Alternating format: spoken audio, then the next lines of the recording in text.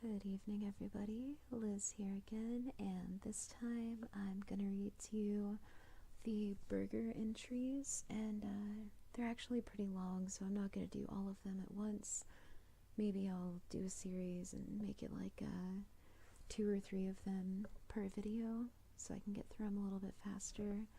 But I had already recorded these, but I had used my camera, and I'm finding out going back to my really old videos that my Nikon is not cut out for ASMR, not even a little bit. So what I'm gonna do is just re-record the ones that came out sounding really bad.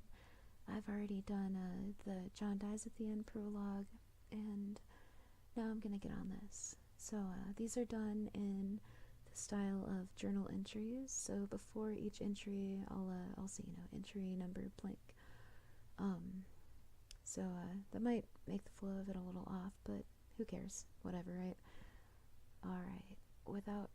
And I think I didn't say this, but it's Burgrr, Burgrr, and the original author is the insidious bog leech, who also created Awful Hospital. If you're unfamiliar, I'd recommend checking it out. It's actually really interesting. But I won't go into that here. I will just go ahead and get started. Alright. Entry number 1.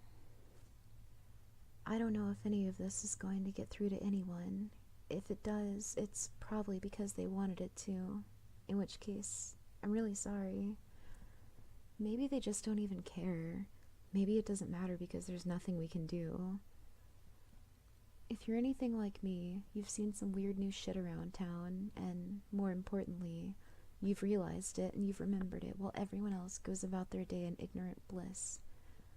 I don't know how far it goes, but so far nobody has shown any capacity to register what I'm saying. I can spam it up and down the internet, and I don't get one relevant response. Nothing. I've considered that I might just be crazy, but even crazy people can get some sort of reaction. Someone will at least try to humor them, calm them down. I've tried doctors, police, professors. They all just stare off into space when I start to describe this shit, like something is actively blocking the exchange of information. My biggest fear isn't even that I'm all alone. My biggest fear is that I might still only perceive bits and pieces of something bigger, or worse, that my capacity to perceive all of this is shrinking. I can write it down, I can record every last detail, but it's not going to matter if I become like everyone else. I could wake up tomorrow and look at my journal entries and only see a pile of mysterious cake recipes. Who the hell knows? The first thing I ever saw was one of the pickup windows. It was just like any other you might see at a fast food place, but it was right on the side of my own goddamn house.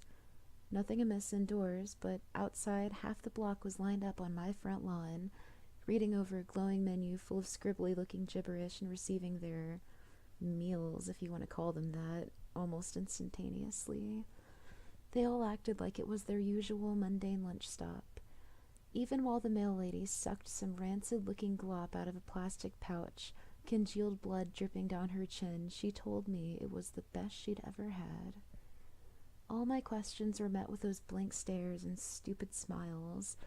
I couldn't tell who or what was actually handing out the food, or where it was coming from. I could only see blackness, at least that's how I remember it.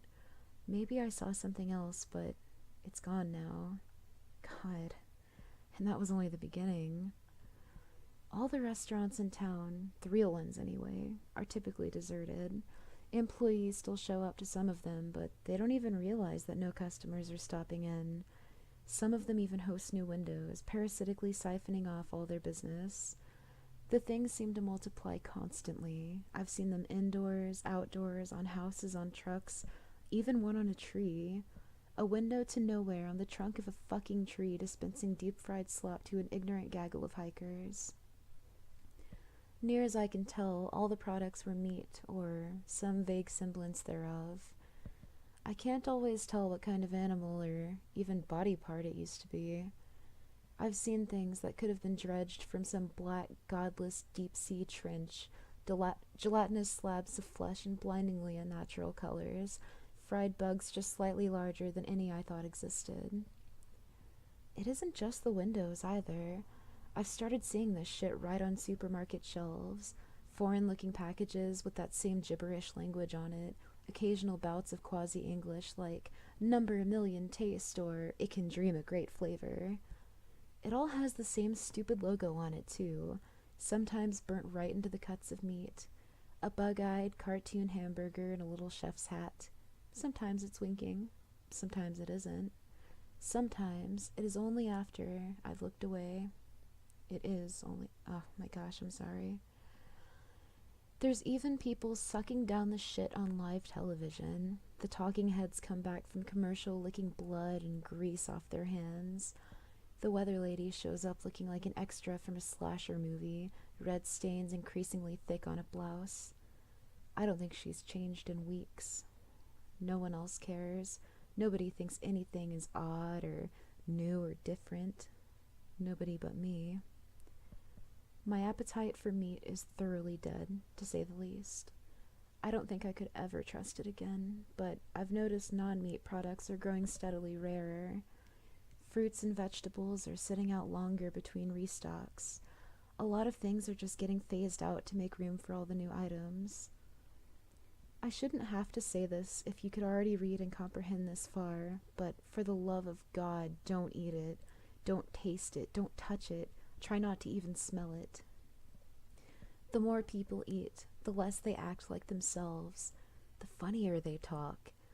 If you know something's up, but you can't see what I'm saying, I advise you to stick to cereal. I haven't found anything fishy about any of the cereal yet. I can't begin to postulate what's behind it all. Aliens? Terrorists? Illuminati reptiloids? I could believe damn near anything at this point. Entry number 2.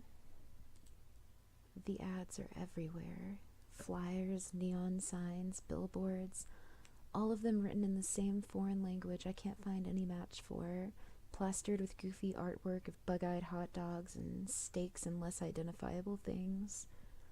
People stop and stare at them compulsively, pupils dilating while their clouded mind registers God only knows.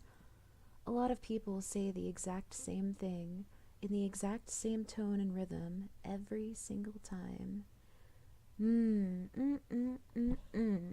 That sounds good enough to eat. I hear it 100 times a day, when I risk going out anyway. Then they'll head straight to one of those impossible windows, the infected supermarkets, the rapidly multiplying vending machines, or one of the green doors. Those awful fucking green doors. I don't know if they're actually new or if I'm just newly capable of seeing them. The first one I noticed had grown, for lack of a better word, on the back wall of our local ShopRite. An ugly, faded seafoam affair, smeared windows shaped like their Burgrr logo, chrome handle flecked with rust, same as all the others I've seen since. People were coming and going at a steady pace, but even when I staked it out for a good 6 hours, I never saw the same patron coming back out again. I guess that should have been a big warning sign, but I couldn't take it. I had to know. It didn't lead into the store, of course. I knew it wouldn't. As soon as I stepped inside, I was assaulted by the sound of eating, feasting, wet, breathy chewing sounds drowning out everything else, tugging at my gag reflex. There were bars, tables, and booths scattered in disorganized patterns around rows and rows of buffets. Many seats were occupied, but the bulk of the customers were eating on foot, wolfing shit down right out of the bars as they went along. I knew none of them could comprehend what they were really doing, where they really were. The decor was almost, but not quite, in the style of a retro 50s diner, maybe with a dash of Dr. Seuss. A lot of the furnishings looked chunky, soft, and plastic, like they were designed for children. Though I can't imagine any such child with depressing tastes like this. Booths were lined with putrid off-green cushions. Tables were a hideous yellow tan with chipped chrome trimmings. The floors were pale blue tile, like a public restroom, many pieces missing or disheveled. The walls are more of that tacky chrome interrupted by fake wood paneling, giving way to glass windows from about waist height to the ceiling. Yes, windows, not visible from outside. I had stepped through a door in the middle of one plain, solid brick wall, but from inside it was glass all around. They were so thick with grime that I could scarcely see through them, but I could tell it wasn't the correct view from behind the ShopRite. It looked more like some murky storybook vista, simple, blocky houses on rolling green hills. Despite the steady stream of people coming in through the door, I couldn't see a single sign of movement or life out there. I began to wonder if I might look suspicious, just standing around and gawking while everyone else was heading straight for the food. I thought I might as well make some effort to blend in. Mistake number 1. Most of the offerings were typical of the shit coming out of those takeout windows or invading the grocery shelves. A heap of raw, red steaks sat on a bed of black, clotted blood. Oversized, pasty white drumsticks dribbled cold, yellow juices. A long trough of chunky, pinkish slop jiggled like pudding as people scooped it onto their trays or straight into their grease-caked faces. I think I pulled my shirt up over my nose around this point. I thought I recognized a lot of exotic fare, frog's legs, chicken feet, beef tripe, but I couldn't be quite certain. I wasn't sure, if chickens had that many toes, or any frogs I knew of grew exactly that large. There was a tray of what I thought were fat, segmented seed pods, until one of them abruptly curled and uncurled twice like a beckoning finger. Absolutely made my skin crawl. There were tongues, there were brains, there was something like a clear yellow spaghetti in a pasty brown sauce. At least, that's what I'm going to keep telling myself it was. There were fish fins and goat eyes and even bones. Just steaming hot, perfectly bare white bones. I could barely take the sight of anyone eating. Mrs. Faber, a grim and crotchety old bag from down the street, was digging like an excited child through a big heap of what looked like horse teeth, sucking off whatever scraps of gum tissue she could find. I felt my stomach shudder. We made eye contact, and for a moment, I almost thought I saw a look of horrified clarity, like the fog was almost lifted from her mind and she was just about to ask me what in God's name she was doing. Instead, her eyes glazed over and she smiled that chillingly idiotic smile. "Just like Mama used to make," she said in a hokey, sing-songy tone she'd never have been caught dead using, popping another gnarled, yellowed molar in her mouth and sucking noisily. I could taste my own bile by the time I backed away from that godless orgy of culinary depravity. That's when I saw it, the thing I've come to think of as an egghead. It was wobbling around the bars, arms flailing blindly, a chalk-white, naked, sexless human figure, dominated by a featureless beach ball of a head, a stick figure made flesh. The alien invasion theory was already sounding better and better. The thing was working its way down, one aisle at a time, and didn't at first look like it had any particular goal in mind. It occasionally clutched at someone's hair or clothing, almost as though desperate for attention or even in need of help, but nobody so much as blinked in its direction. I assumed I could get away with ignoring it like everyone else, until it finally hobbled its way down the opposite aisle and crossed my direct line of sight. It froze there. The blank, smooth egg face turned directly towards me. I don't remember the sprint home, but I do remember it was the dead of night when I exploded out of the ugly, greasy green door. It couldn't have been later than noon when I first entered, and I couldn't have been ogling the horrors therein for more than 40 minutes, from my perspective. I don't know if anything followed me, but I barricaded myself in my bedroom that night, just to be safe. The doors and windows are everywhere. If you can read this, only go out when you must, and don't go anywhere new. It might be newer than you think. Entry number 3. They used to be people, the eggheads. I've seen it a lot in the week since the buffet. Not everybody shows the signs, but some people, the ones who get hooked the hardest on that sick foreign meat slop, only seem to gain weight from the neck up. Hair falls out. The first thing to disappear are the eyes. Then the mouth seals shut and the whole head smooths over. They start to wander aimlessly, invisible to everyone else, forgotten by friends and loved ones. They do nothing but mumble, groping their arms around like they're hunting for their lost eyes.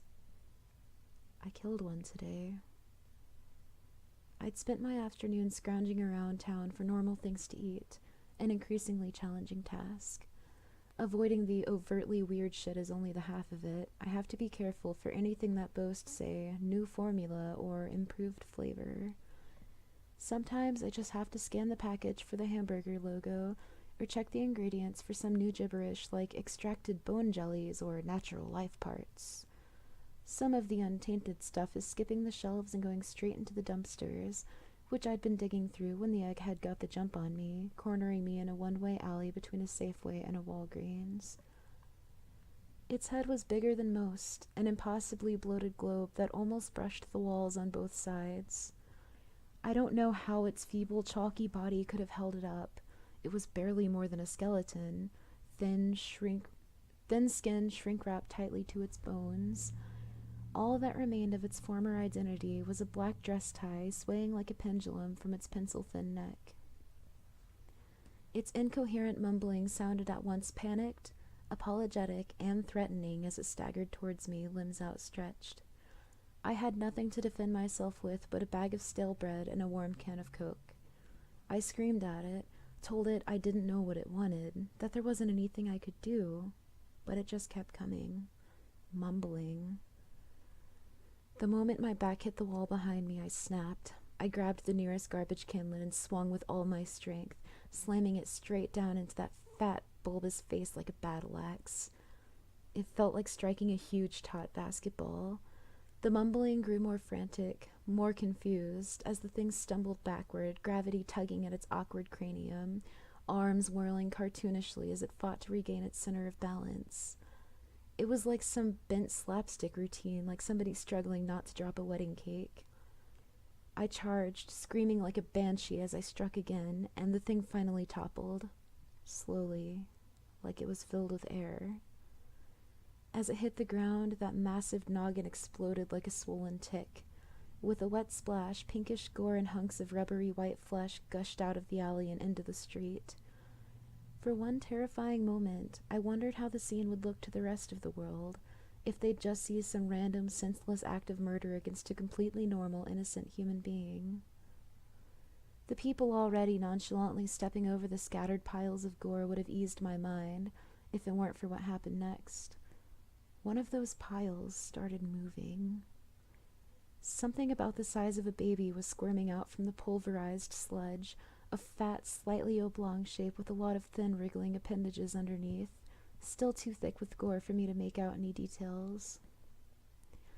It was still between me and freedom, and I could only watch in a confused stupor as it unfurled a pair of big, transparent fins, and abruptly took flight, buzzing off into the afternoon sky like a bloated, fleshy bumblebee. It thankfully never seemed to notice or care about me. Funny how I settled on eggheads. I just thought they looked like eggs. I didn't know they literally were. A woman stopped dead in the crosswalk to smile and wave at the thing as it disappeared into the skyline, then continued on her way with only a momentary look of puzzlement that, "What am I doing?" look, followed by the, "well, whatever," one I've grown so accustomed to over the past several weeks. When I got home, I started reading up on diseases. Parasites, bugs, puzzle pieces dropping into place. There's a kind of wasp that lays its eggs in a live caterpillar. When the larvae hatch, they modify the host's entire metabolism to suit their needs. The caterpillar eats more, grows bigger, all to provide the developing wasps with more sustenance. This kind of shit is everywhere in nature. There are microbes that make mice suicidally attracted to cats. There are flies that grow inside the heads of ants who keep moving on, even after their brains are eaten. It all makes so much sense. Maybe they're from space. Maybe they're from hell. Maybe they've always been here, toppling one species, one civilization after another. Who knows? They feed us so we can feed them, so they have a nice warm body to keep them safe and nourished until they don't need us anymore. We're just a herd of cattle, oblivious to our position in life as we're fattened up and slaughtered by something that looms just above our understanding of the natural order. I don't know why I can see them, why I can see what they're feeding us. I'm like a cow who grasps exactly what goes on in the slaughterhouse, and I can't stop thinking about what a cow could ever hope to accomplish with that knowledge. Your guess is as good as mine.